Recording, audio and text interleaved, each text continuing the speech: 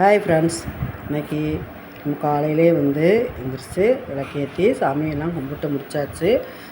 உடம்புக்கு கொஞ்சம் முடியலைனாலும் நம்ம செய்கிற வேலைகளை நம்ம செய்யணுங்கிறதுனால எந்திரிக்க வேண்டியதாக இருக்குது. அந்தந்த வேலைகளை அன்னன்ன செய்யலைன்னா அப்படியே சோம்பேறித்தனமாயிரும். சோம்பேறிங்கிற வேலைக்கே இடமில்லாத அளவுக்கு கொஞ்சமாக நம்ம ஏதாவது ஒரு வேலையை பார்த்துக்கிட்டே இருக்கலாங்க.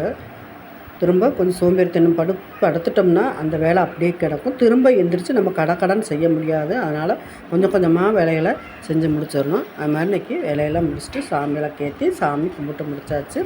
காலையில் பருப்பு இல்லாத சாம்பார் வச்சு தேங்காய் சட்னி வச்சு இட்லி ரெடி ஆயிடுச்சு. காலையில் டிஃபனுக்கு அது ரெடி பண்ணி சாப்பாடு முடித்தாச்சு. மதியத்துக்கு சாதம் வடித்த சாதம் தான். வடித்த சாதம் வச்சு வெள்ளை பூண்டு குழம்பு, பருப்பு துவரம்பருப்பு கடையல் வச்சாச்சு. இந்த பூண்டு குழம்புக்கும் இந்த துவரம்பருப்பு கடையலுக்கும் நல்லாயிருக்கும்ங்கிறனால இந்த மாதிரி ரெடி ஆயிடுச்சு. இன்றைக்கி காய் இல்லாமையவும் இன்றைக்கி இந்த மாதிரி ரெடி பண்ணி வச்சாச்சு. எந்த வேலையாக இருந்தாலும் நம்மளாக தான் செய்யணும். திரும்ப சோம்பேறி ஆகிட்டோம், எடுக்க முடியலையே, வைக்க முடியலன்னு கவலைப்படுறத விட படபடன்னு எழுந்திரிச்சு முடியாத அளவுக்கு செஞ்சு முடிச்சுட்டு அப்புறமா ரெஸ்ட் எடுத்துக்கலாங்கிறனால செஞ்சு முடித்தாச்சு. இத்தோட இந்த வீடியோ முடிஞ்சிருச்சு. பாய்.